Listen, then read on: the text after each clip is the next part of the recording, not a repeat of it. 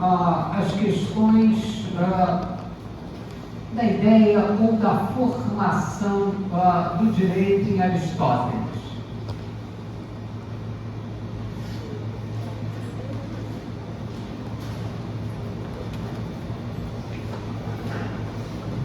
Vamos lá, o que aprendemos com Aristóteles?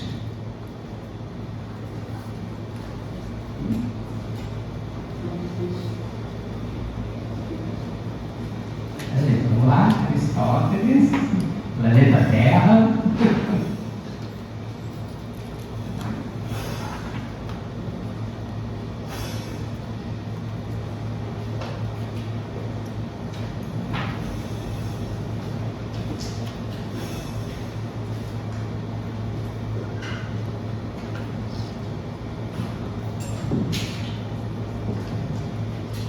O que vem a ser a ideia de justiça tributiva em Aristóteles?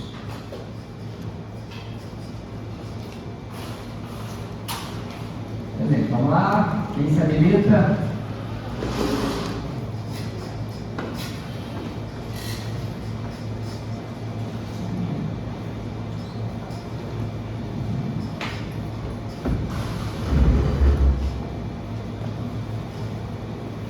Vamos lá, justiça distributiva. Vamos lá, você. Justiça distributiva em Aristóteles. Oi? Alguém tem que se arriscar, gente. Vocês vão ser advogados.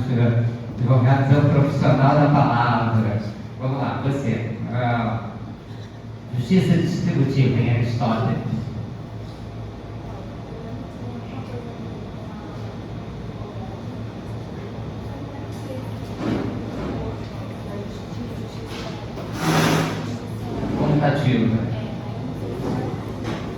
Não, então, o conceito de justiça distributiva, quem se lembra?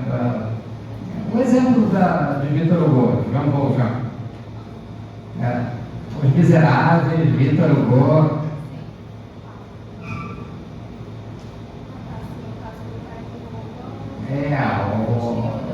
Fugiu, depois retornou e tal.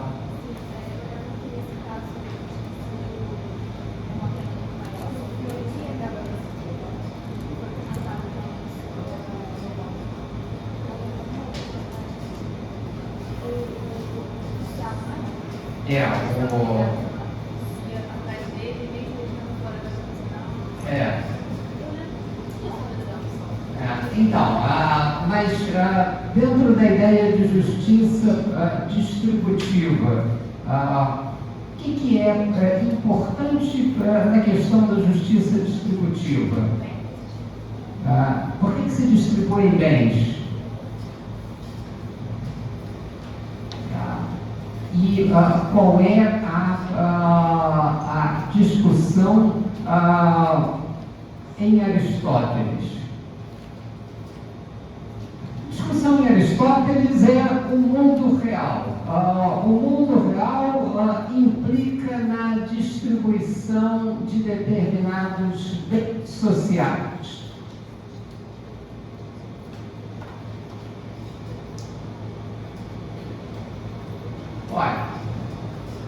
Então, a organização da sociedade implica a distribuição de determinados bens sociais.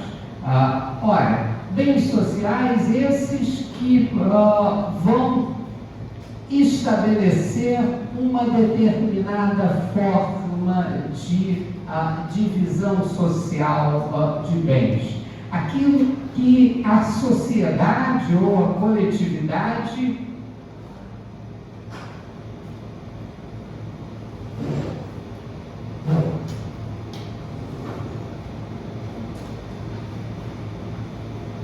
deve a cada um dos seus membros. Então, esse é um conceito importante.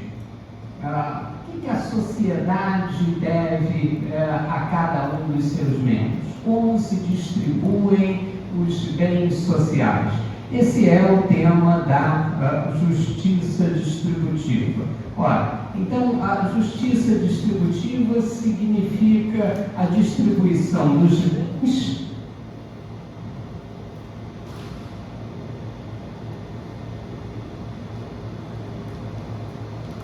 das honrarias e dos encargos.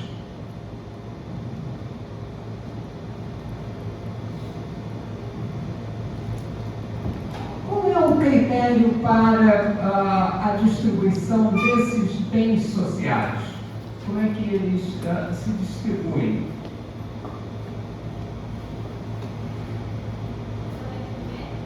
Oi? Mas que tipo de mérito? Olha, a gente já viu que isso tem a ver com um mérito.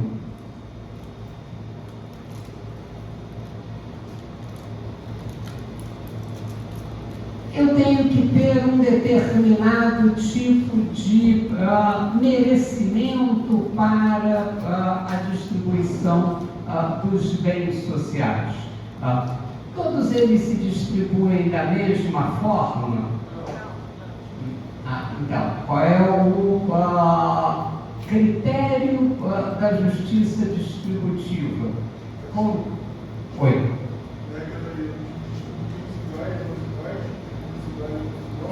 A ideia em Aristóteles é a distribuição dos bens sociais, ela se faz de uma determinada forma. Então, Aristóteles vai dizer que os bens sociais se distribuem através do mérito.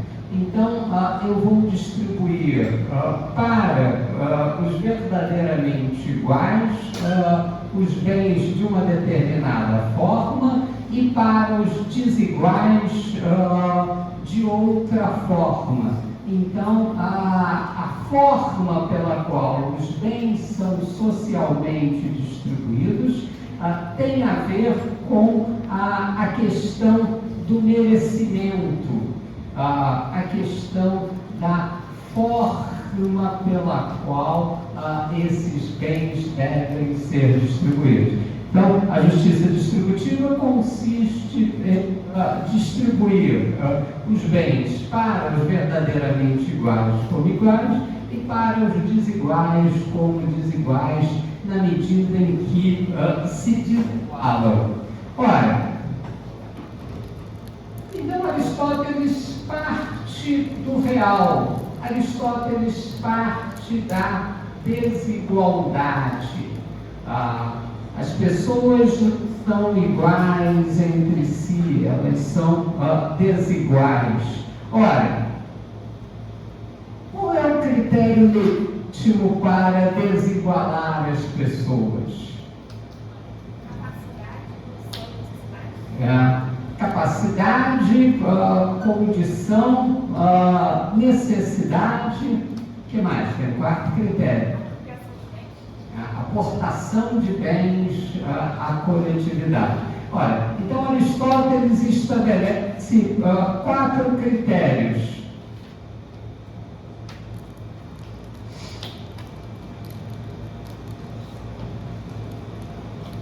Critérios que implicam em mérito. Então, a condição de cada pessoa, a capacidade de suportar determinados encargos, aquilo que a pessoa aporta à coletividade,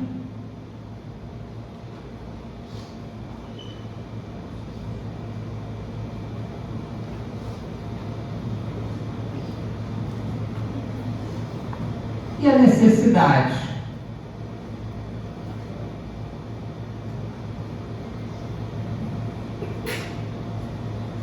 A necessidade também é um mérito?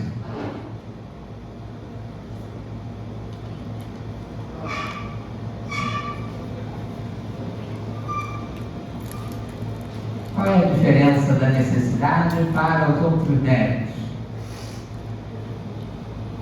Finalmente vão me dar a minha merecida Ferrari amarela? O governo vai me ceder gratuitamente uma Ferrari amarela? Não. Por que não? Já que é uma necessidade premente e absoluta.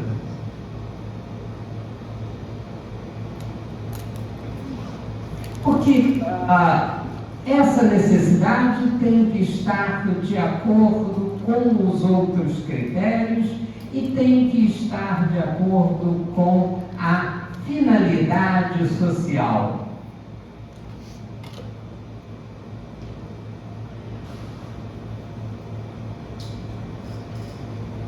Ora, então discutir o que seja um critério significa estabelecer qual é a finalidade social de cada instituição. Significa estabelecer aquilo que é o fundamental.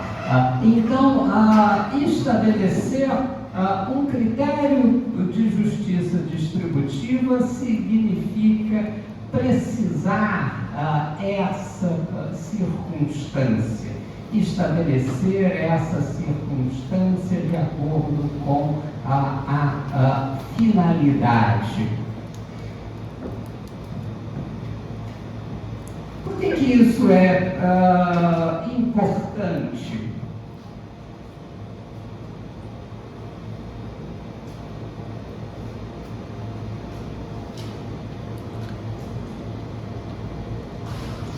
Por exemplo,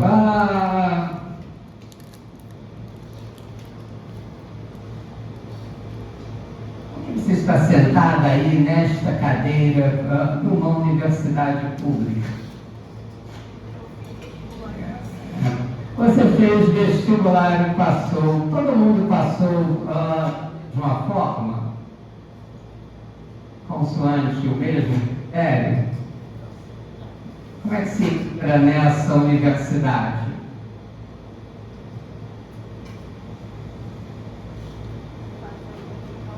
Oi? Fazendo a prova? Todas as provas são iguais?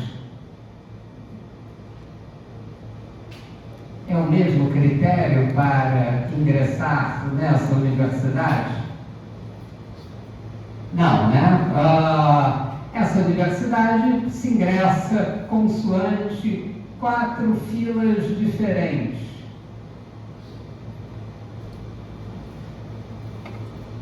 Não, reserva. 45% das vagas da universidade, a cota, né, para negros, quilombolas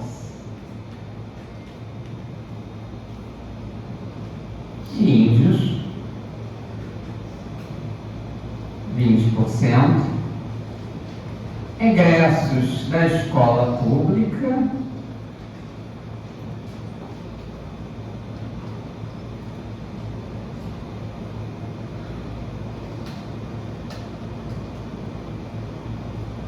20%.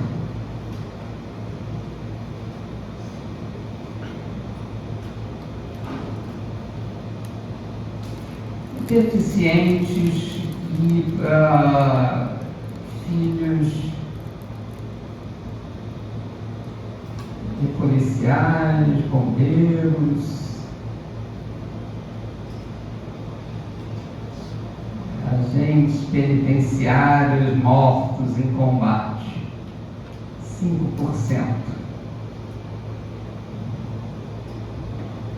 4 filas diferentes para ingressar nessa universidade.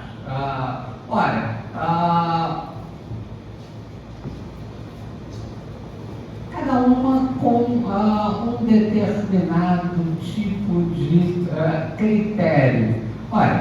Vamos discutir uma questão importante: velocidade.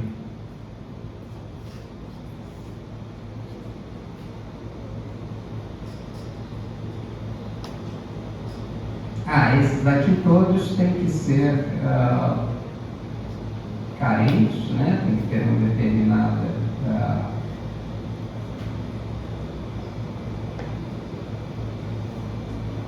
há uma discussão sobre a renda.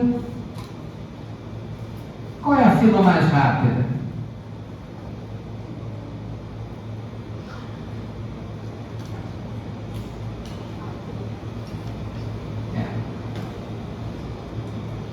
Quatro filas diferentes, todas chegam aqui com a mesma velocidade.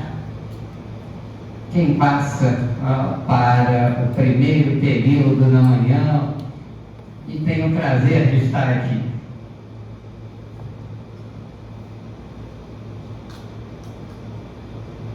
Qual é a fila mais rápida, gente? A fila mais rápida, ou seja, a que tem menos concorrência, é essa daqui. Deficientes e filhos de policiais e bombeiros e agentes penitenciários mortos em combate. Então, geralmente, nessa fila não tem praticamente muita gente, né? Há uma quantidade menor de pessoas com essas características para o número de vagas, então normalmente essa fila é a mais veloz. Desde que você ultrapasse o único critério geral que existe para o ingresso nessa universidade. Qual é o único critério geral que existe para o ingresso nessa universidade? Oi? Não entendi. Não, isso é um pressuposto, né? Mas o critério para você ingressar aqui.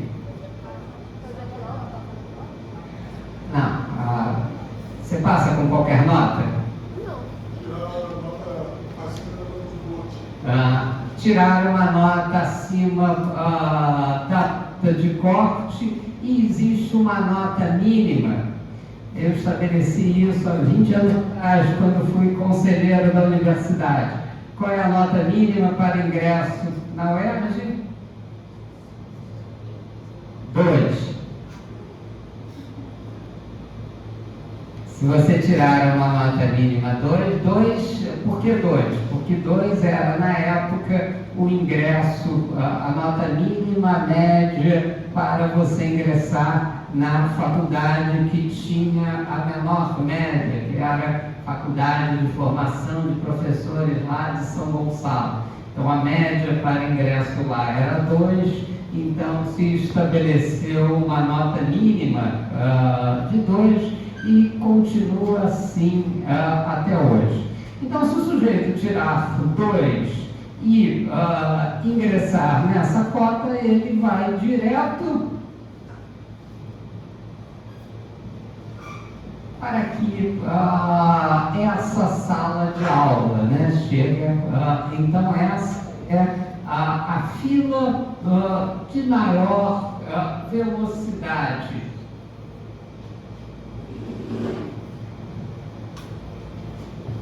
Com critério?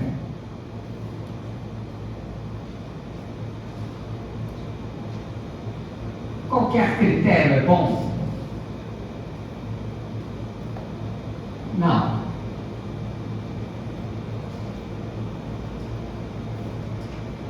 Qual é o critério mais adequado? Porque alguém ficou de fora. Qual o critério mais adequado dentro da justiça distributiva? Por exemplo, qual é a percentagem de negros e pardos na Bahia? Quem sabe? 80% da população. Qual é a cota de negros para ingresso nas universidades estaduais baianas? 30%.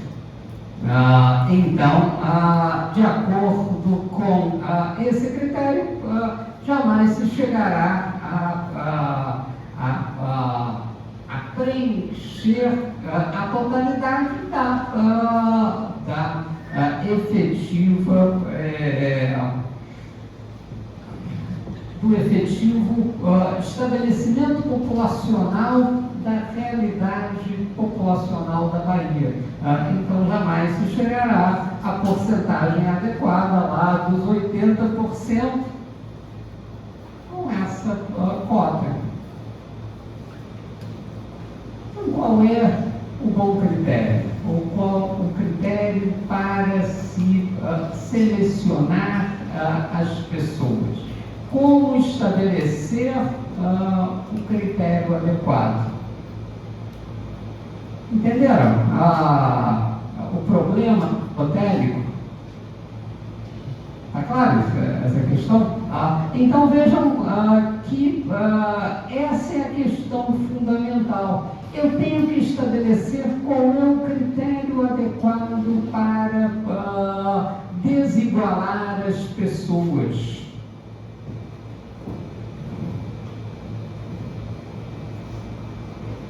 Uma cota? Talvez não, a cota talvez não preencha o critério adequado. Na Bahia, por exemplo, não preenche. O perfil populacional absolutamente diverso da cota supostamente estabelecida para atendê-lo. Aqui também, você fez uma lei que incluiu num determinado agrupamento alguém que não tinha nada a ver com esse agrupamento, e de maneira mais fácil de entrar nessa universidade, porque você pega a fila com menos gente, você ingressa da maneira mais rápida. Então, estabelecer o critério adequado pelo qual eu desigualo as pessoas é uma questão fundamental. É uma questão fundamental para a organização da sociedade. Por que o Brasil tem cota e os Estados Unidos não têm? Oi.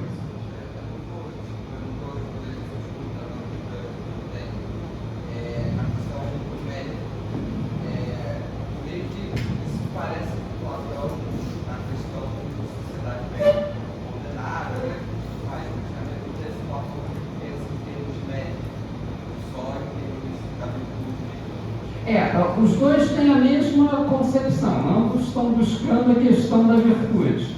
Só que Platão dizia, olha, para que você tenha a virtude, tem que ter alguém que tenha entendido a totalidade da sociedade. Então, são os filósofos que devem governar. Os filósofos é que vão ter a compreensão da totalidade e estabelecer o que cabe a cada um. Então, ele imaginava a ideia de que um rei filósofo, aquele que entendeu a realidade, vai estabelecer assim.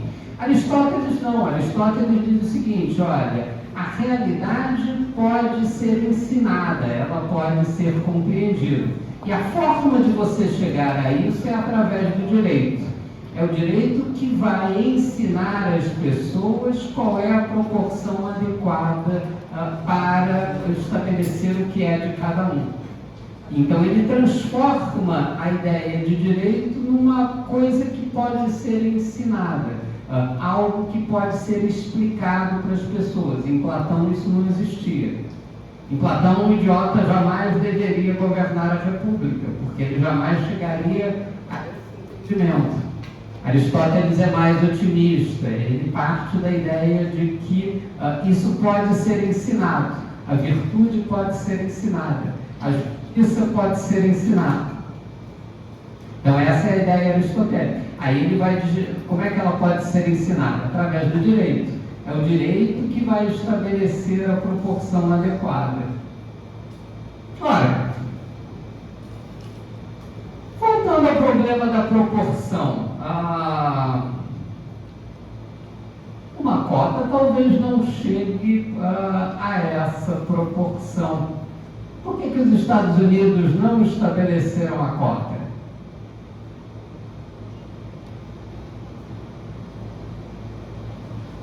Por que a Suprema Corte dos Estados Unidos definiu que a cota não é o mecanismo adequado para você estabelecer qual é a proporção pelo qual você desiguala as pessoas? Que a cota chega nesse problema. Então, em Universidade da Califórnia versus Davis, eles vão estabelecer que, olha, esse mecanismo não é adequado. Qual é o mecanismo nos Estados Unidos para você fazer uma diferenciação a partir da raça? Um critério sensível à raça. Ele vai dizer o seguinte: olha, para que você chegue à proporção adequada, você tem que estabelecer qual é a finalidade pela qual você vai estabelecer uma desigualdade.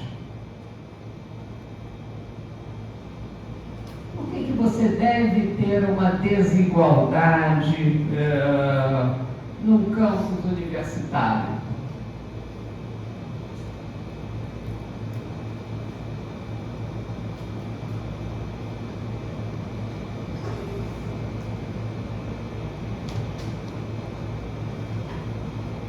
Por que é importante num campus universitário que você tenha uma desigualdade? Gente de todas as classes sociais, gente de todas as origens, etc, etc.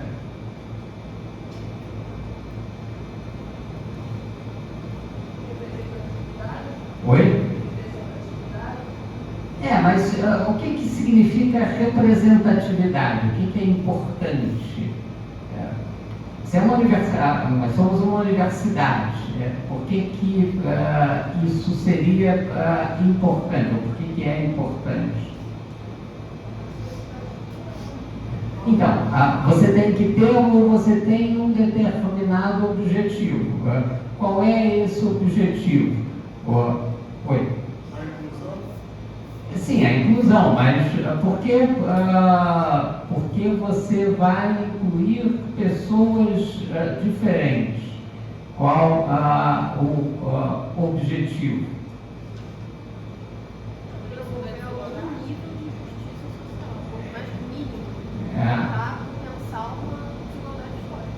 Então, qualquer critério poderia servir.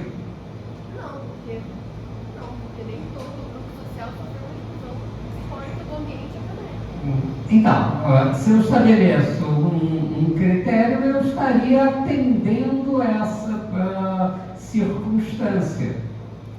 Se eu estabeleço uma cota de 30% num local onde a população negra e parda é de 80%, eu estou atendendo de alguma forma. Mas não de forma satisfatória. Então aí é a questão. Qual é o critério satisfatório que atende a essa circunstância? Tem que ser proporcional, não pode ser. Não é só proporcional. Qual é o objetivo de uma universidade? Trazer educação. Formar uma elite, estabelecer uma elite do pensamento, estabelecer uma elite capaz de desenvolver aquele país, desenvolver com a melhor maneira possível. Para se atingir esse objetivo, o que eu preciso?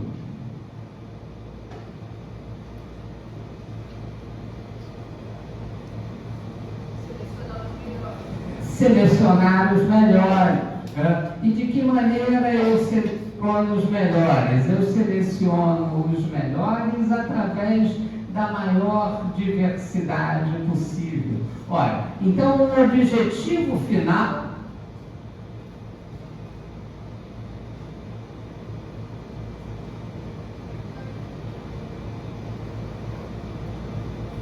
é ter o campus mais diverso possível para se analisar ou para se ter essa diversidade capaz de selecionar os melhores.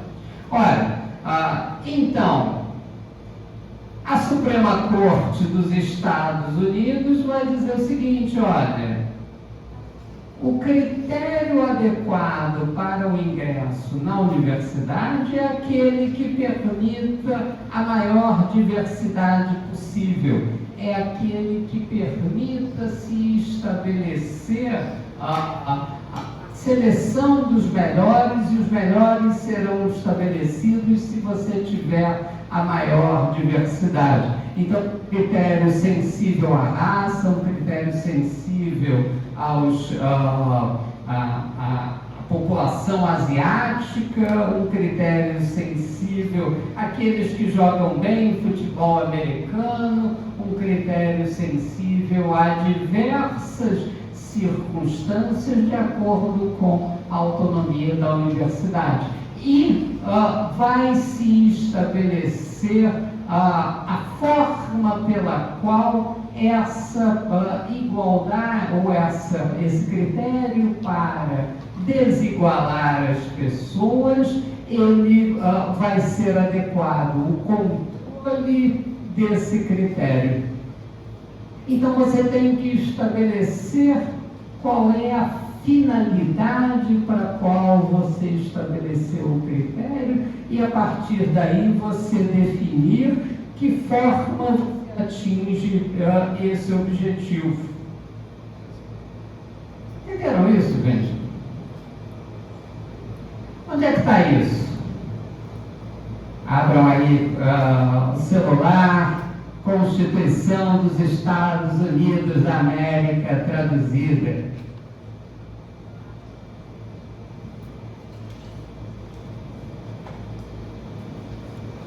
Emenda 14.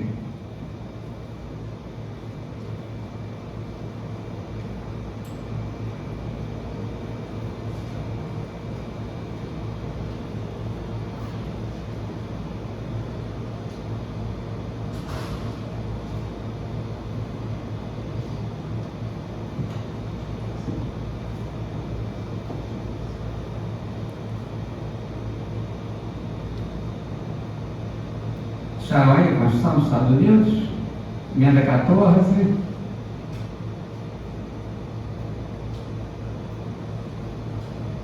Alguém lê para mim, por favor.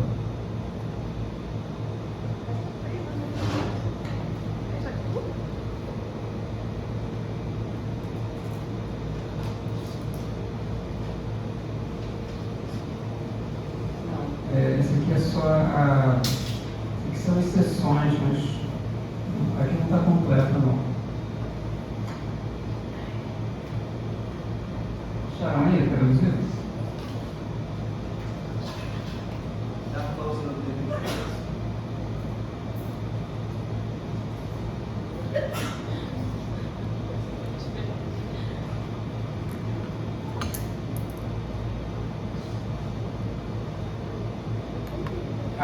Emenda 14, sessão 1, essa parte aí. Só fazer. Todas as pessoas nascidas ou naturalizadas nos Estados Unidos, sujeitas à sua jurisdição, são cidadãos dos Estados Unidos, do Estado onde estão residentes. Nenhum Estado poderá fazer ou executar leis restringindo os privilégios ou as imunidades dos cidadãos dos Estados Unidos. Nem poderá privar qualquer pessoa de sua vida, liberdade ou bem sem processo legal, ou negar qualquer pessoa sob sua jurisdição a igual proteção das leis. Então vejam, nenhum Estado poderá estabelecer distinções específicas entre as pessoas, nem restringir o devido processo legal, nem negar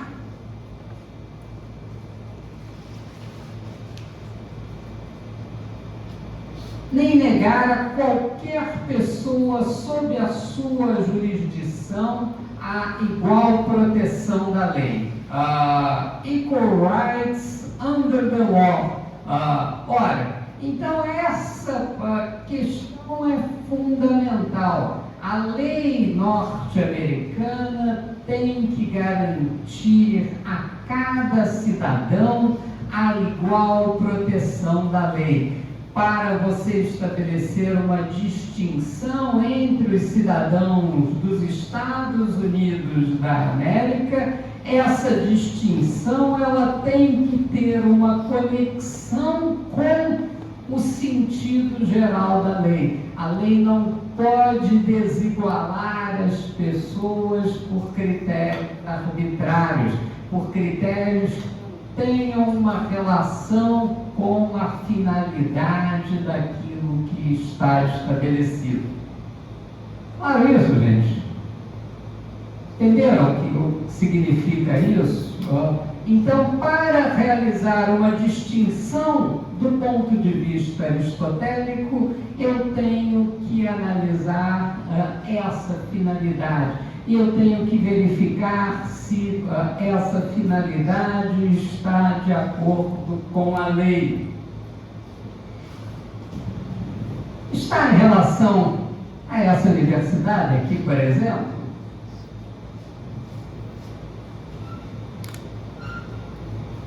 O objetivo dessa universidade é garantir que as pessoas que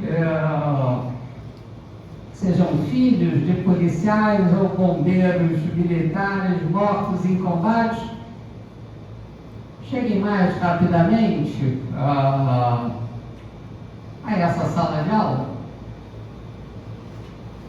Esse é o objetivo da lei? Não. Então, esse não é um critério adequado para se desigualar as pessoas. Então, aquilo que é importante é você sempre verificar se o critério pelo qual você está desigualando as pessoas tem uma relação com a finalidade do Instituto. Professor, mas isso dá muito trabalho. É por isso que alguém contrata um advogado, exatamente para saber resolver esse tipo de problema. Entenderam? Essa definição da Constituição norte-americana é aristotélica na sua origem. Então você tem que sempre analisar a finalidade em cada instituição. Então vamos lá, em Jean Valjean, qual é a finalidade?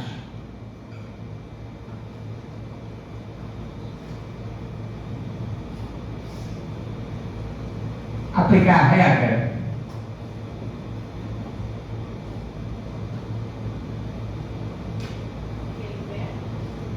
Não, qual é a finalidade da lei? Entendeu a questão da finalidade? Quer dizer, eu preciso ter um campus diversificado e por isso que eu preciso ter o maior número de pessoas diversas possível.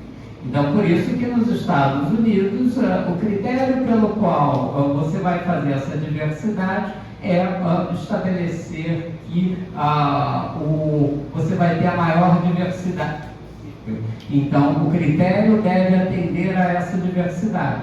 Então, se a pessoa joga futebol americano, ela vai ter acesso à universidade. Se ela é negra, vai ter acesso à universidade. Se ela é asiática, também vai ter acesso, para que eu tenha um campo mais diverso possível. Qual é a finalidade aqui em Jean Valjean, nos Miseráveis?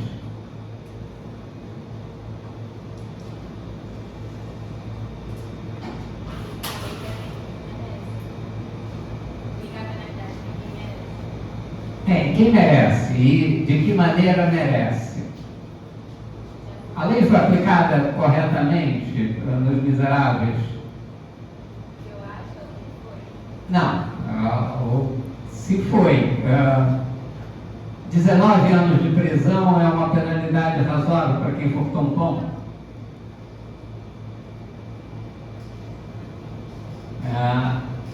Então, qual é o critério, ou como estabelecer esse critério? Então, tem que haver uma proporcionalidade entre a penalidade e a situação envolvida. Então,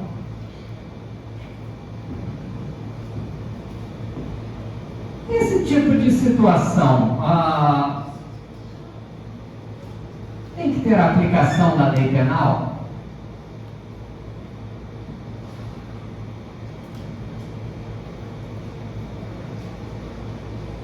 Vamos lá, sim, não, o que você acha?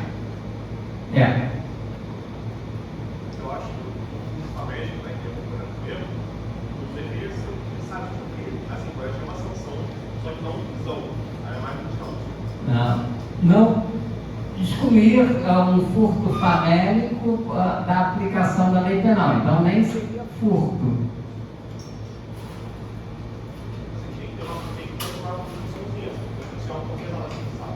Oi? Tem que ter uma punição que está justamente, assim, quando você se autocondenado assim. Então, tem que haver uma proporcionalidade. Talvez essa proporcionalidade, se você tiver um objeto excessivamente insignificante, não precise da aplicação da lei penal. Princípio da insignificância no direito penal. O que significa o princípio da insignificância no direito penal? Qual é o objetivo da lei penal? Qual é a finalidade da lei penal? Aí qualquer ato ilícito. Subtrair coisa alheia móvel é um ato ilícito. Então está tudo correto, porque toda aquela cadeia foi seguida.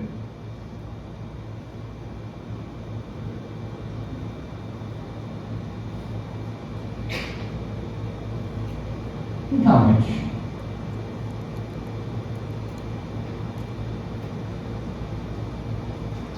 por que uma coisa entra no Código Penal? Todas as condutas devem entrar no Código Penal?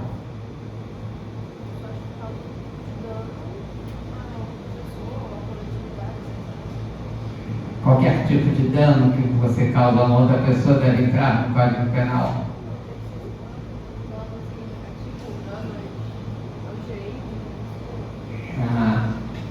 Então, qual é a finalidade, entendeu?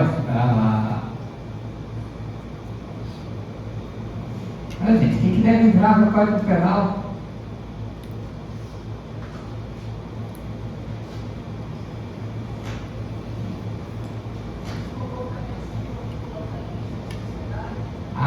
Então olha só, qual é a finalidade? A finalidade é algum comportamento que coloque em risco a sociedade. Então, quem é o bem jurídico que está sendo atingido é um bem social. Então, no direito penal só deve entrar aquilo que cause um agravo à totalidade da sociedade.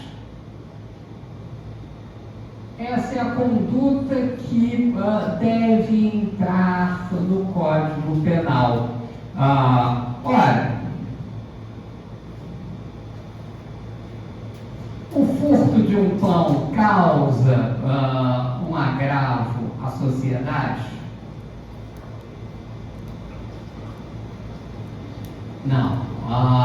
O furto de um pão é algo insignificante, então sequer deveria entrar no Código Penal, e essa é a denúncia de Victor Hugo. Então eu devo buscar a finalidade pelo qual uma coisa entra no Código Penal. Apenas aqueles agravos à sociedade deveriam entrar no Código Penal. Então, aquilo que for excessivamente diminuto que não cause esse agravo na sociedade, isso não deveria entrar no Código Penal. Tenho que analisar em cada circunstância a finalidade. Qual é a finalidade no ensino universitário? O ensino universitário, para poder selecionar os melhores, você vai ter que ter a maior diversidade possível para que essa seleção possa ser feita. No Código Penal, qual é a finalidade? Só deve entrar no Código Penal aquilo que causa um agravo à totalidade da sociedade. Entenderam isso? Cálculo, proporção, isso aqui é uma ciência matemática, isso aqui é uma ciência das proporções, isso aqui é uma ciência ligada a esse tipo de questão. Entenderam? Justiça distributiva? Então vamos lá, gente.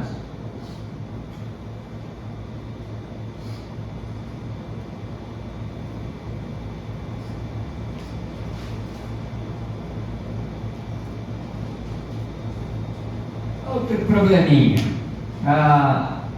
Em outubro de 1991, na França, uma conhecida empresa do ramo de entretenimento para jovens decidiu lançar em algumas discotecas da cidade, da região metropolitana de Paris e do interior, um inusitado certame conhecido como arremesso de anão, lancer de nain, consistente em transformar um indivíduo de pequena estatura, um anão, em projétil, a ser arremessado pela plateia de um ponto a outro da casa de diversão.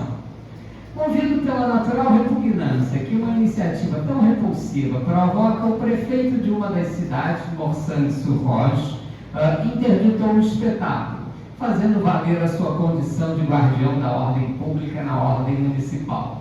Do ponto de vista legal, o ato de interdição teve como fundamento o Código dos Municípios, norma de âmbito nacional. A França é um país unitário, que disciplina de forma minuciosa o exercício da ação administrativa estatal no plano municipal. Nos termos desse código, incumbe ao prefeito, sob o controle administrativo do representante do poder central na respectiva circunscrição, o prefet, o exercício do poder de polícia no município, podendo intervir em atividades ou limitar o exercício de direitos sempre que necessário a preservação da ordem pública.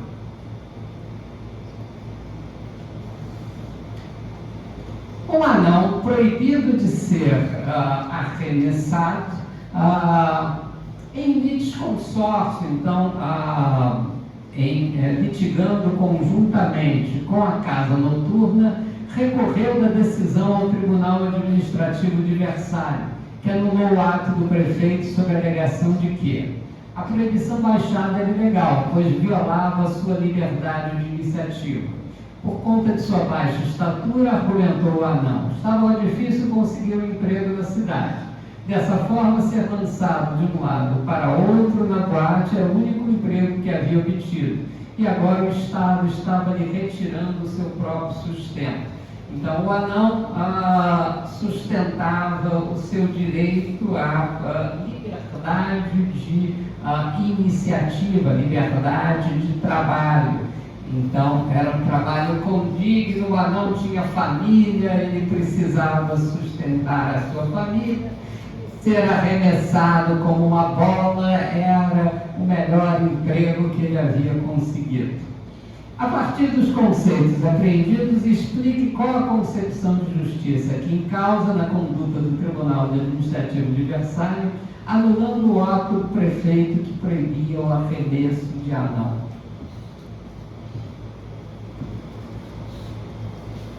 Vamos lá, gente. Arremesso de anão. É válido, não é?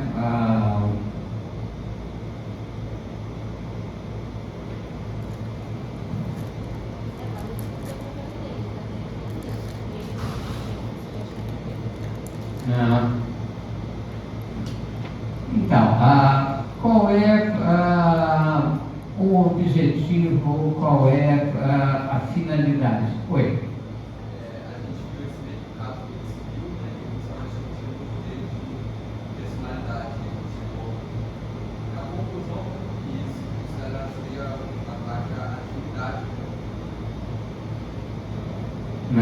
A ideia de um ataque à dignidade da pessoa versus a liberdade de iniciativa, a liberdade de trabalho, que também é garantida pela Constituição. Então você tem aqui dois princípios em conflito. O princípio da dignidade humana, garantida lá pelo artigo 1º da Constituição da República, e o exercício da liberdade de trabalho, também garantido pela Constituição. E aí, como é que você resolve? Posso lançar o anão ou não posso lançar o anão? Só para vocês entenderem, a Cour de Cassation, que é a máxima instância do direito administrativo francês, justiça administrativa na França é uma justiça independente, é como se você tivesse um Supremo Tribunal para as questões administrativas. Então a Cour de Cassation vai decidir pela ideia de que não é possível se lançar uma pessoa como se fosse uma bola, ainda que seja do interesse da pessoa, por violar o princípio da dignidade da pessoa humana. Então, como é que se resolve?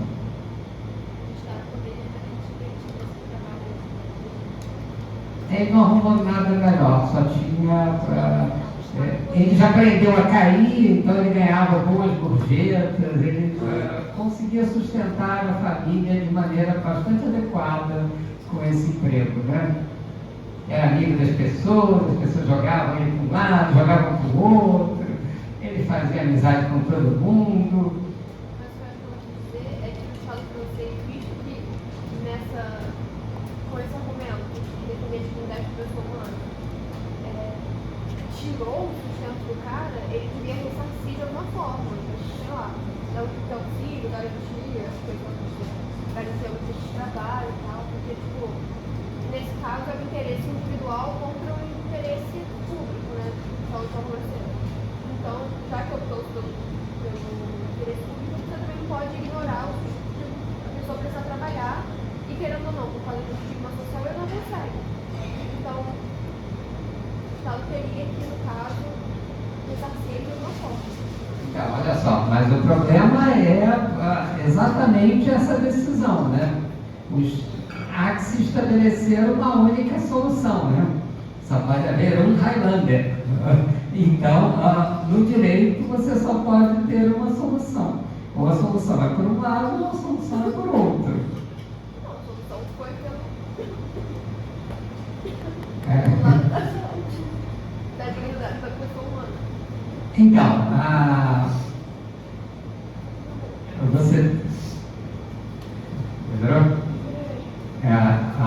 você tem que estabelecer um critério.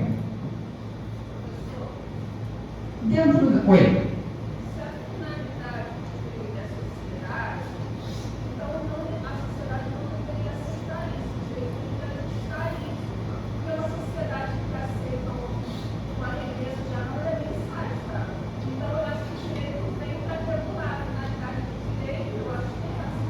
Então, exatamente isso.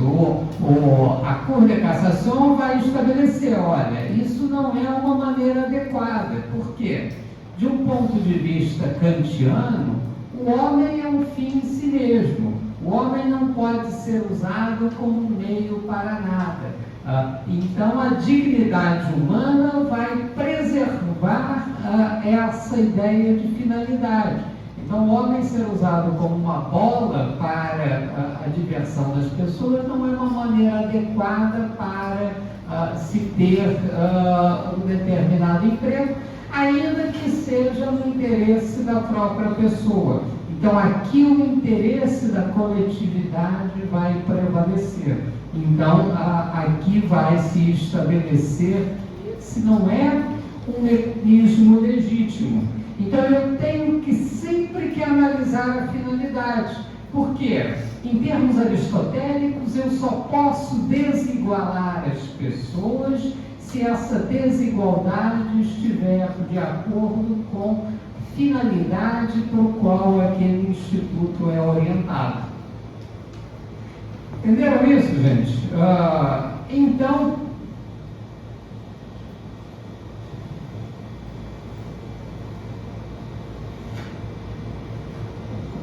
a decisão vai ser a revogação da decisão do Tribunal Administrativo de Versalhes pela Corte de Cassação em nome da dignidade da pessoa humana. E o anão vai ter que arrumar um outro emprego que seja adequado às suas possibilidades, porque aquele é indigno em relação à totalidade da coletividade.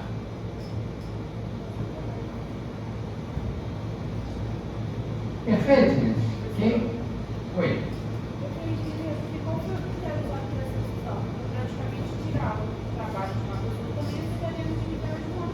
Afeta, mas você tem um valor mais importante, um valor fundamental. Qual é o valor? É de que o ser humano não pode ser usado como um meio para nada. Não é qualquer interesse. Os trabalhos são proibidos de acordo com ainda que seja do interesse daquela pessoa, se afetar essa dignidade, você tem um valor maior. Uma coletividade que é o maior que o interesse individual, essa é a ideia. Está claro? Vejam que não é uma questão fácil, porque isso vai importar exatamente no que a colega falou. Você está tirando, talvez, os meios econômicos de alguém que só conseguiu aquele tipo de emprego. Mas você não pode fazer qualquer tipo de emprego. Posso obrigar uma pessoa a trabalhar, ou uma criança a trabalhar 16 horas por dia, como se fazia na época da Revolução Francesa, da Revolução Industrial? Não, né? Você tem uma limitação da liberdade de trabalho. Mesmo quando a pessoa quer. É por isso que existe limitação da jornada de trabalho.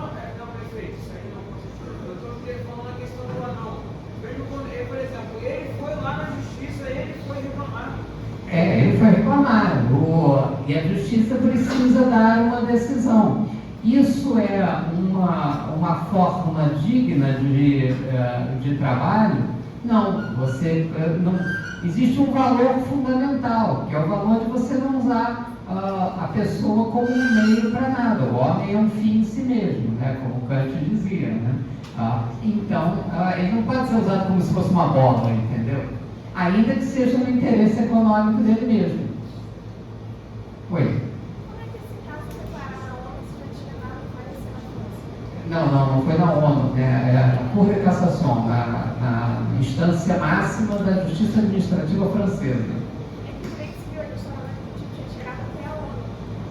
Não, eu acho que não chegou até a ONU, não. Não me lembro se depois alguém recorreu, mas teoricamente poderia recorrer aos tribunais internacionais. Então, você poderia levar a um tribunal internacional dizendo que não foi uma aplicação adequada da Corte de Cassação francesa. Normalmente, na instância administrativa, terminaria na Corte de Cassação, como aqui terminaria no Supremo Tribunal Federal. Mas você ainda pode apelar aos tribunais internacionais, né? O presidente Lula, quando foi condenado, ele foi à Corte de Justiça de Haia, né? Para alegar a injustiça da aplicação da regra dele. Então, isso sempre é possível, mas eu não me lembro se essa questão chegou à ONU. Não tenho certeza. Oi. A justiça é distributiva, então a aplicação da justiça, aqui é uma aplicação da justiça distributiva. Então a justiça distributiva vai estabelecer que aquilo não é uma forma adequada para você distribuir os bens aos honrarias dos encargos, ainda que a pessoa quisesse fazer aquela atividade. Tá claro, gente, isso aqui? Ok? Então vamos lá, outro problema.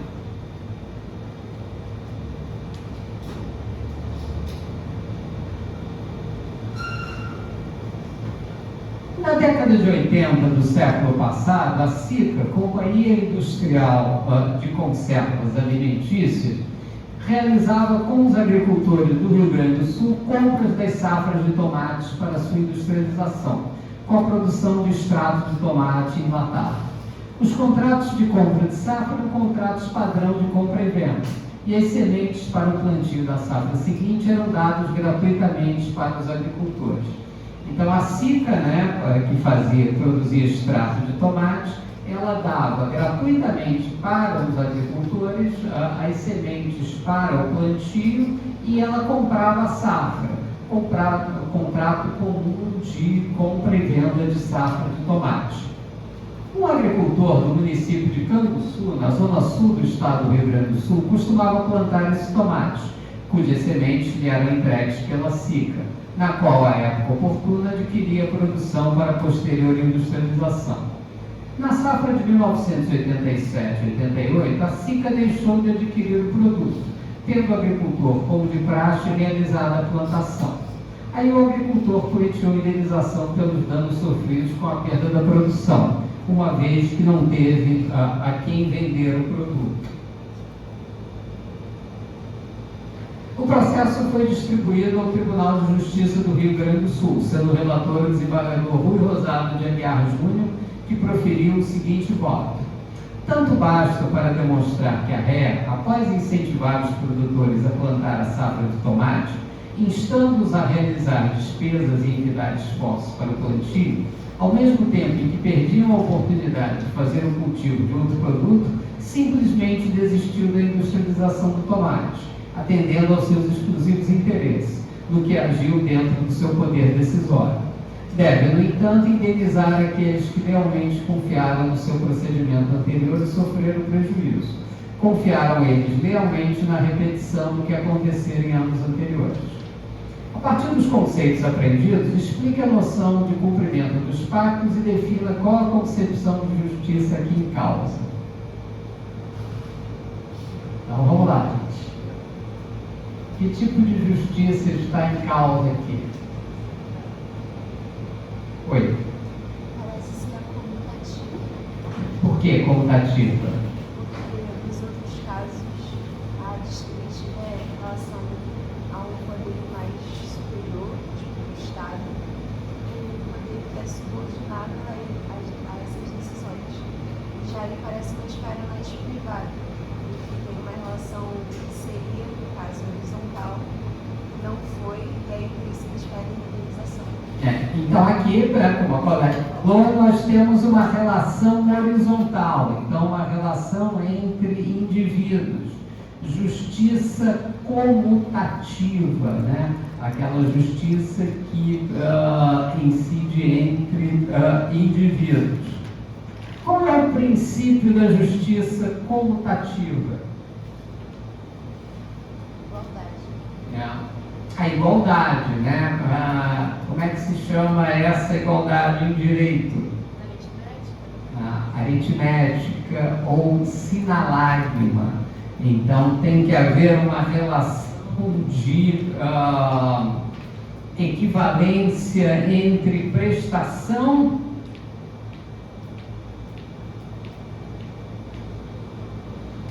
e contraprestação.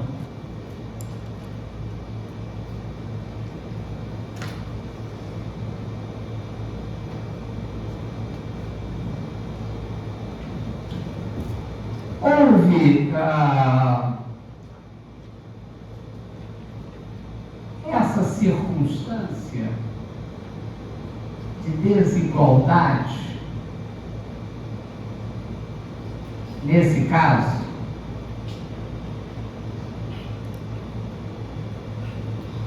qual é o negócio jurídico aí envolvido?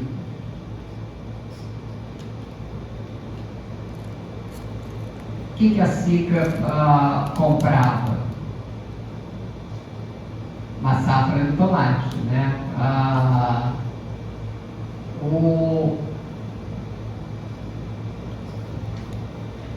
Ela era obrigada a comprar a safra seguinte?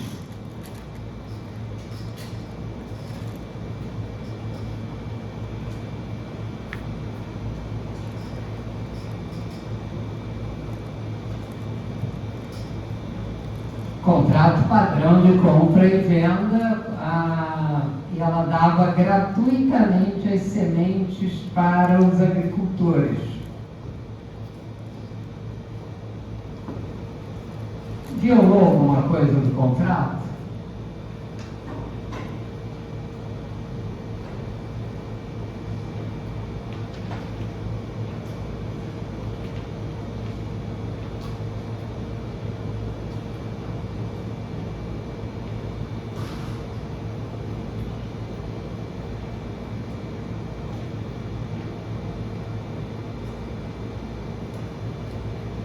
Posso obrigar ela a indenizar os agricultores?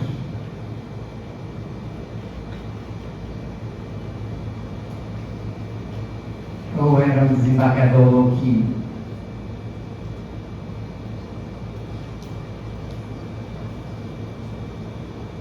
Ela não é tipo a fé, porque ela entregou as sementes.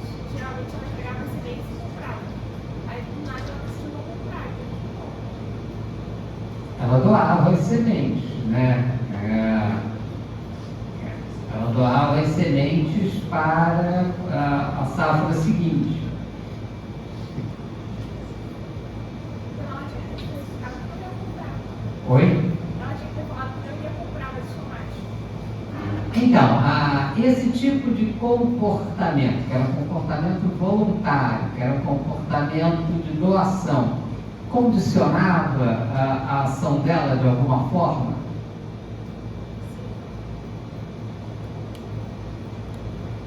Entenderam? É isso que vocês têm que decidir.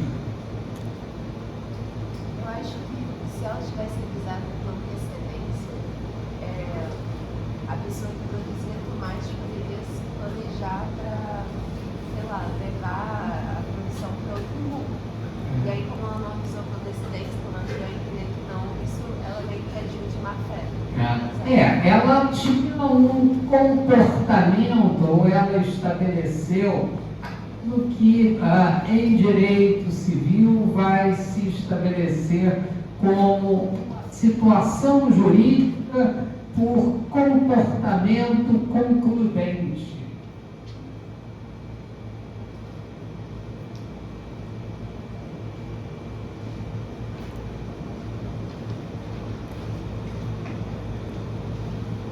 Ela não era obrigada a comprar a safra, mas toda a forma pela qual a relação jurídica estabelecia, ela levava as pessoas a ter uma expectativa legítima de que aquele comportamento seria seguido na situação posterior. Então, houve na definição do desembargador Rui Rosado de Aguiar, houve uma violação da boa-fé objetiva. Então, eles confiaram no procedimento anterior e sofreram um prejuízo. Então, por uma violação daquilo que era o comportamento normal naquela situação jurídica, gerou um dever de indenizar. Então, embora juridicamente não houvesse um negócio jurídico, houve uma violação da boa-fé objetiva. Então, aquilo que é uma determinada relação jurídica não é só aquilo que está estabelecido no contrato, mas é toda a situação jurídica envolvida naquela determinada circunstância. Entenderam isso, gente? Ok? Então veja que direito é um negócio complexo. Direito tem que usar a cachola. Direito precisa de um raciocínio envolvido naquela circunstância.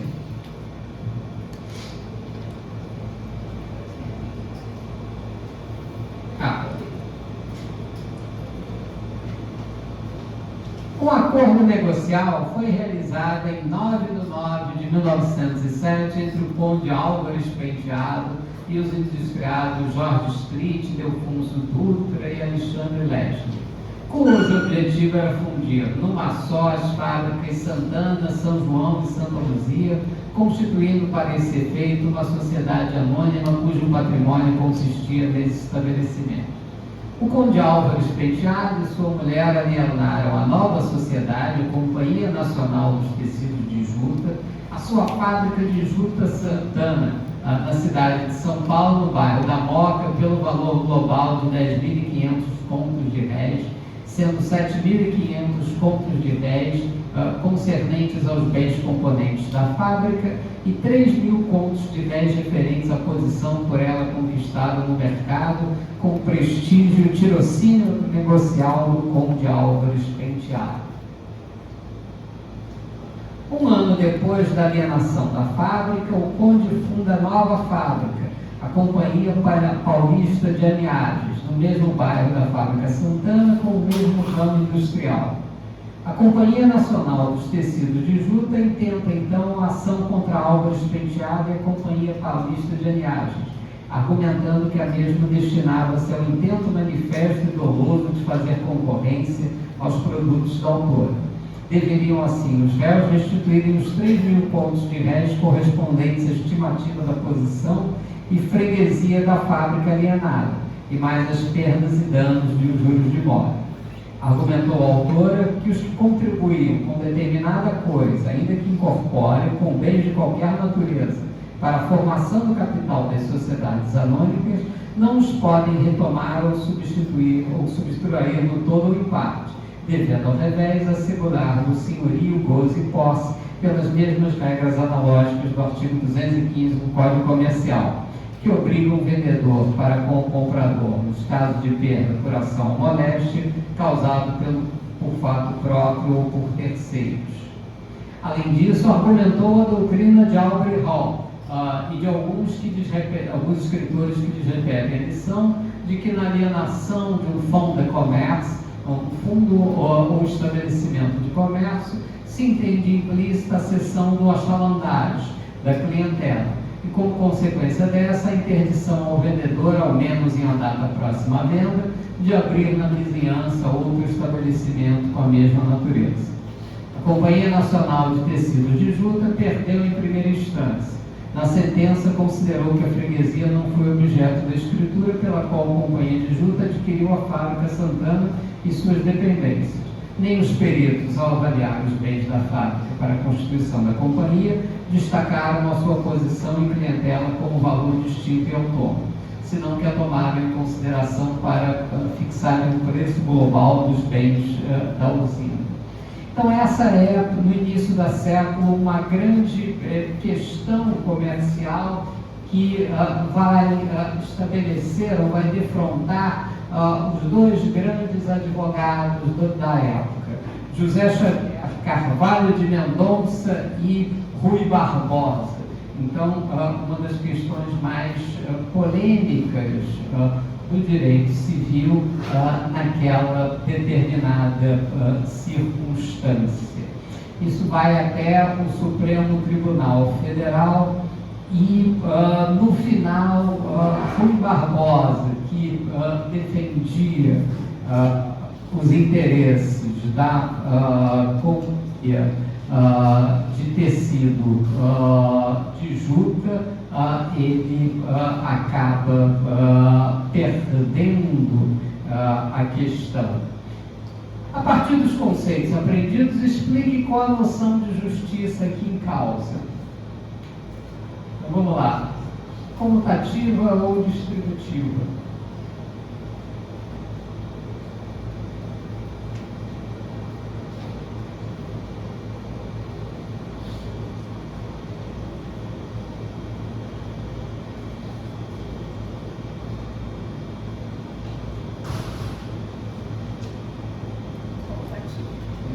Por quê?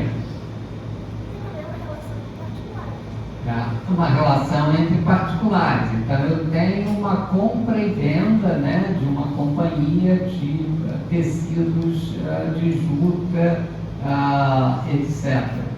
Olha, a questão é que o Conde Álvares Penteado vai estabelecer uma nova empresa no mesmo ramo da anterior, fazendo uma concorrência. Olha, eu estou aqui de volta com a minha famosa capacidade de desenvolver os negócios, o meu tirocínio negocial, e esqueçam aquela companhia, porque afinal cá estou eu aqui com a mesma possibilidade de fazer vocês milionários novamente com a minha nova fábrica de tecidos, a minha nova companhia paulista de aninhagens.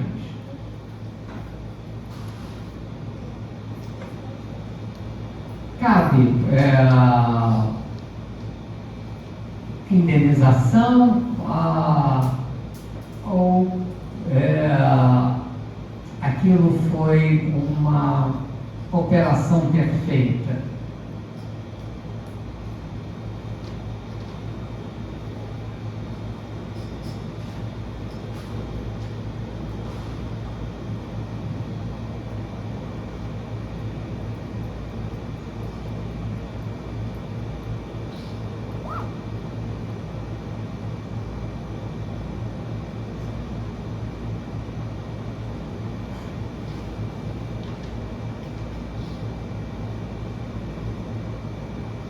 Raciocina nessa circunstância.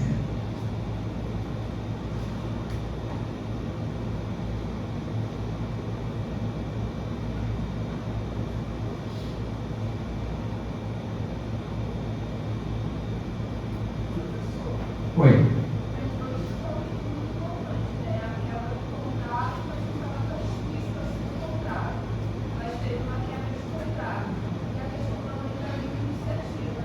Não, olha só, não houve quebra de contrato. Ele vendeu uma empresa de companhia, uma companhia de juta, né? Quer dizer, ele vendeu uma fábrica, vendeu com a estrutura da fábrica e mais a clientela, o nome, o bom nome, etc e tal, incluído no preço.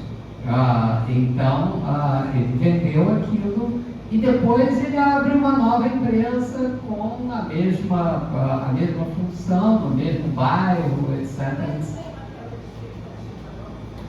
Não, você pode dizer que tem uma quebra de expectativa, ou de possíveis expectativas. Você não pode dizer que é uma quebra de contrato.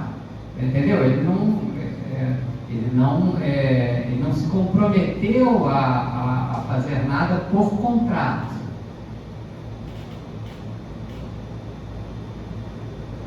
Então,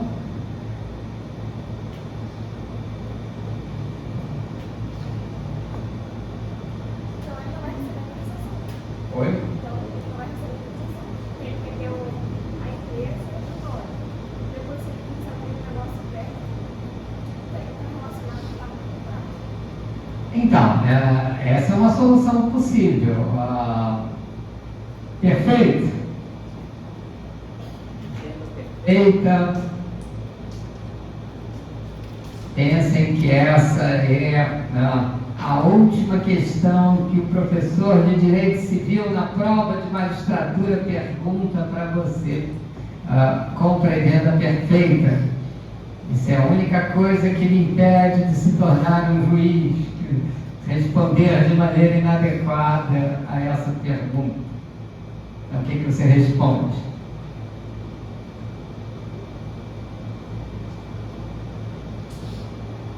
Última questão, última prova da magistratura. E agora é só você.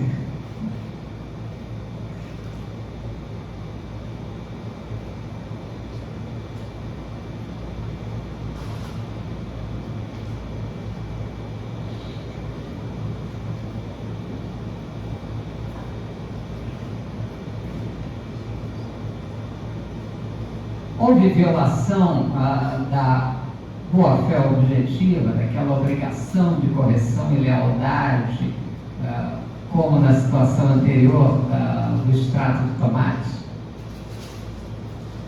Sim. Por quê? Porque quando você vende um negócio, você leva em conta que a pessoa não quer mais lidar com aquele ramo, naquele local.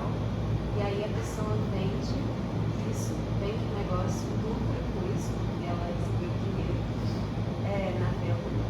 E aí depois ela abre o mesmo ramo industrial no mesmo bairro, para competir com essa pessoa, sendo que ela já tem a clientela, né? Normalmente, quando você já conhece a pessoa que vende, você tem mais confiabilidade. Então, uma concorrência injusta e ela lucrou de modo injusto. Então, exatamente essa questão. Quer dizer, quando você vende alguma coisa, você se obriga, de certa forma, a uma garantia daquela venda. A ter sempre como boa e valiosa aquela venda. Por um tempo determinado, obviamente, né? Existe o princípio da livre concorrência. Mas você não pode anular os efeitos jurídicos esperados do negócio que você próprio vendeu. Então, há uma violação da boa-fé objetiva. Então, situação de justiça comutativa, mas uma situação que aquela circunstância estabelecia que você não deveria violar a expectativa legítima. Ora, Rui Barbosa defende isso, vai até o Supremo Tribunal Federal e no final ele perde. No final, por quê? Porque no momento do Código Civil de 1916, essa ideia da boa-fé objetiva com essa abrangência toda ainda não era preponderante. Então, lá no início do século, 1907, você ainda não tinha essa circunstância, embora existisse o conceito de boa-fé objetiva. Mas naquele momento, num direito com ênfase privatística, Rui Barbosa não consegue ver prevalecer essa circunstância. Então, ele escreve inclusive um livro, Sessões de Clientela, para discutir esse assunto. José Xavier Carvalho de Mendonça também escreve um outro livro, rebatendo Rui Barbosa, e tem um artigo meu na internet sobre Rui Barbosa e as sessões de clientela, onde eu discuto esse caso. Então, aqui também justiça comutativa e uma violação da boa-fé objetiva. Então, se esse caso fosse resolvido hoje, você teria a prevalência da ideia da boa-fé objetiva. Por quê? Você violou os princípios da comutatividade, o sinalagma que deve existir. Quando você faz uma compra e venda, você assegura que aquela compra e venda tenha determinados efeitos concretos. Por quê? Porque esse é o princípio da compra e venda, esse é o princípio do sinalagma. Entenderam isso, gente?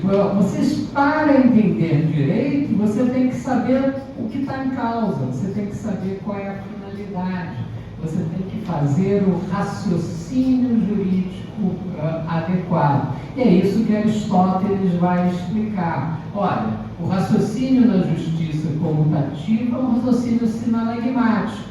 Tem que haver uma equivalência entre prestação e contraprestação. Sempre que se romper esse raciocínio sinalagmático, você vai ter um princípio, você vai ter a não realização da justiça comutativa naquela circunstância, ou a não realização da justiça distributiva quando a finalidade da distribuição for violada.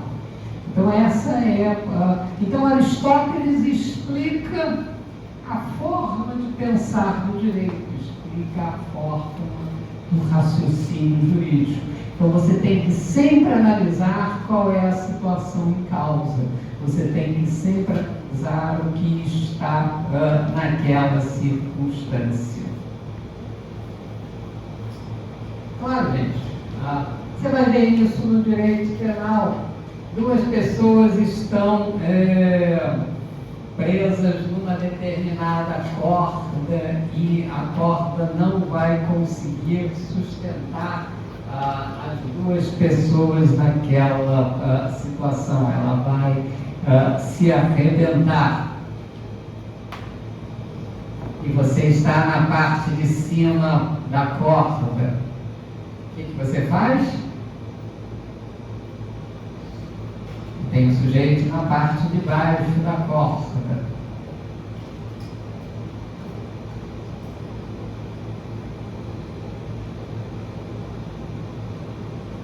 Corta a corda, deixa ele se espatifar no penhasco e ainda dá tchauzinho.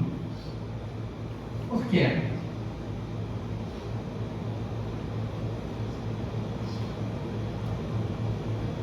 Porque você não é obrigado a arriscar a sua própria vida, o seu próprio bem jurídico nessa determinada circunstância. Então você tem uma situação em direito penal chamada inexigibilidade de conduta diversa. Você vai...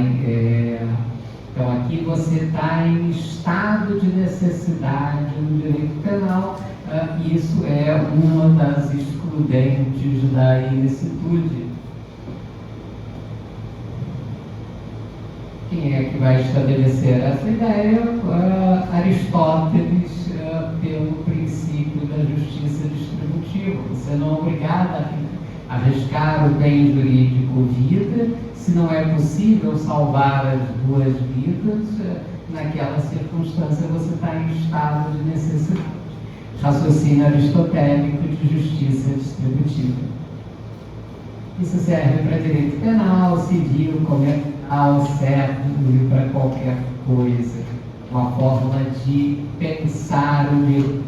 O que Aristóteles traz é a maneira pela qual você considera essas circunstâncias.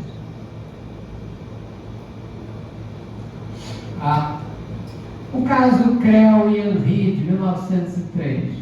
Em decorrência da coroação do rei Eduardo VII, Henri celebrou com Creu um contrato de locação de algumas salas em Pall Mall, em Londres, que possuam janelas para a rua onde passaria o desfile da coroação nos dias 26 e 27 de junho de 1902. O locador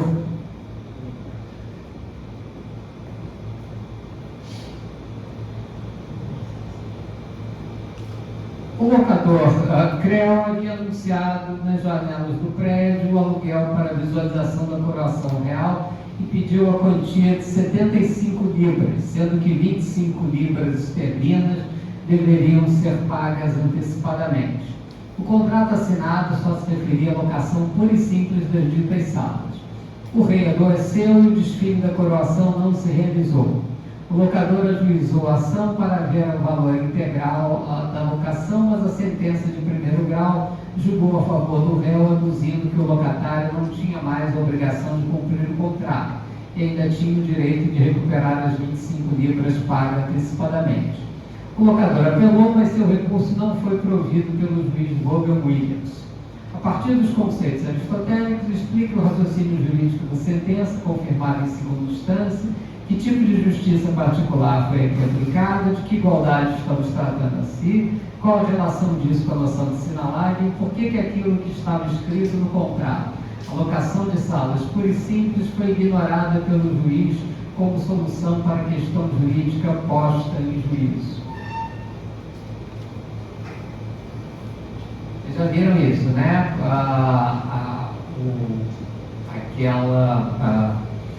Aquela avenida em Pall Mall, que vai dar lá no Palácio de Buckingham, você tinha um prédio lá onde você tinha a visualização dos desfiles da coroação. Todo mundo aqui que assistiu o casamento da princesa Diana conhece esse trajeto. Então, Qual a solução? Vale, não vale? A solução foi boa, adequada?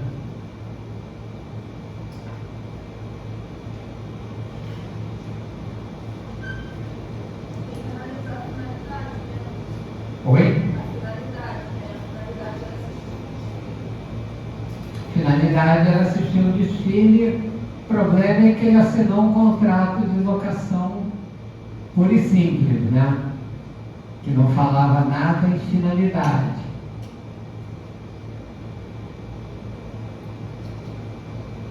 E aí?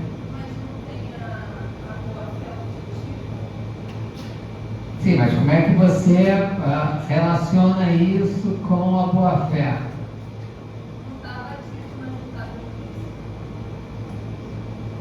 De que maneira estaria implícito? Entendeu? Você precisa relacionar tudo. Quer dizer, toda afirmação que você faz em direito, ela precisa estar fundamentada. Como é que isso estaria implícito?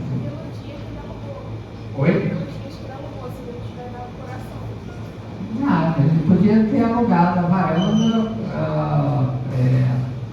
naquela circunstância, e a varanda estava disponível. O locador não restringiu o acesso à varanda.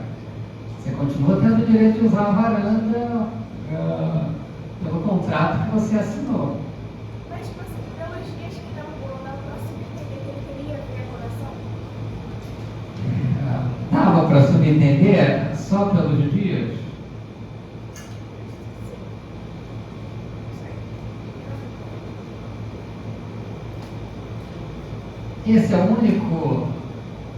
Essa é a única circunstância do problema que você poderia deduzir com a questão da data? O que o problema está falando?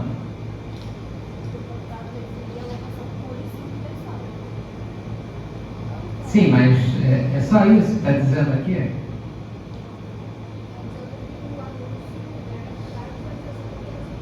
Oi? Não, o anúncio também não dizia nada. O anúncio falava em locação, né? Mas o que você poderia dizer que havia uma relação com a coroação? Não, mas está dizendo que ele falou que era. O locador havia anunciado nas reuniões do prédio aluguel para a visualização da coroação real. Você levou passaria.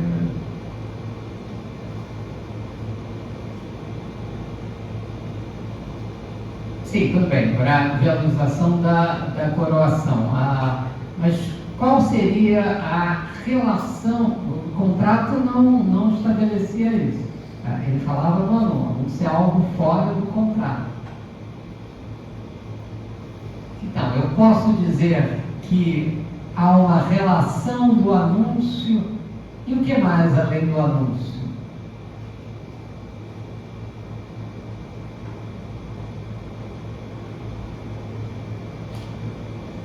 O valor, 75 libras pelo aluguel de uma varanda por uma semana.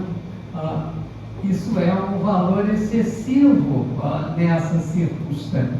Então, todas as circunstâncias estabeleciam aquilo como a ideia da coroação como o que a gente vai chamar de uma condição pressuposta.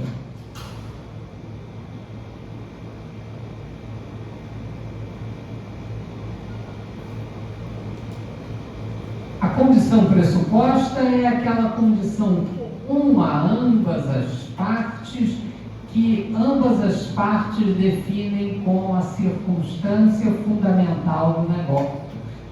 Então havia uma condição pressuposta ou uma pressuposição comum a ambas as partes, que definiam a natureza do negócio. Só foi alugada por 75 libras porque era para ver a coroação do rei. Havia um anúncio, embora o anúncio não fizesse parte do contrato. Olha, então essa era a pressuposição comum, não o motivo de cada parte, mas a pressuposição comum a ambas as partes. Ora, quando eu não atendo a essa circunstância, o que se rompe? Se rompe o sinalagma, se rompe a equivalência entre o valor das 75 libras e aquilo para o qual você foi estabelecido. Ele pode continuar usando a varanda, mas o rei não vai mais passar por ali. Então, aquele valor significativo que justificava o negócio não mais vai existir. Apartamento para ver o show da Madonna. Quanto é que custa?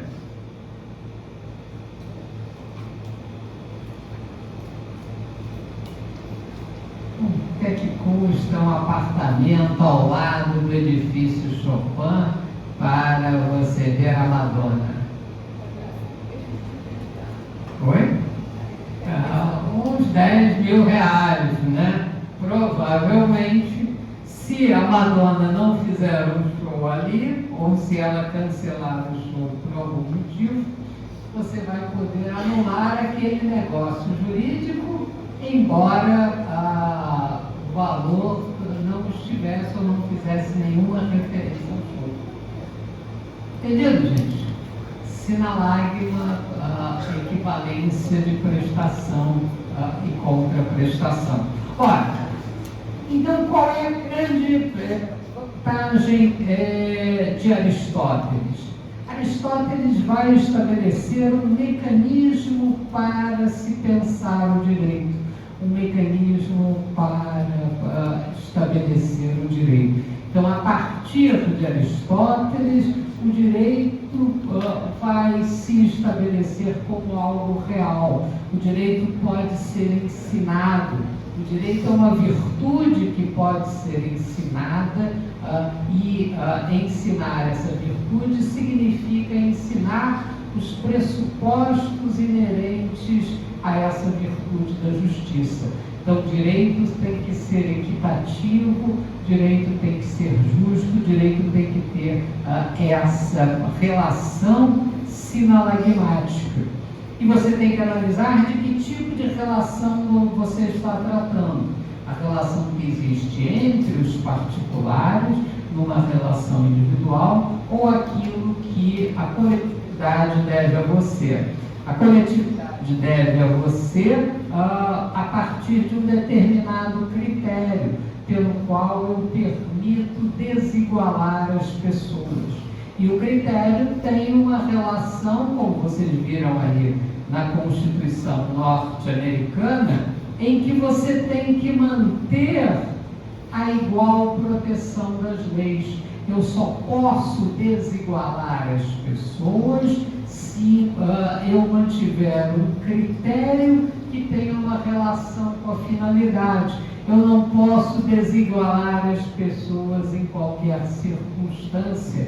Eu não posso inventar um critério que não tenha uma relação com a finalidade pela qual as pessoas estão sendo desigualadas. Entenderam isso? Esse é o pressuposto de se pensar o direito.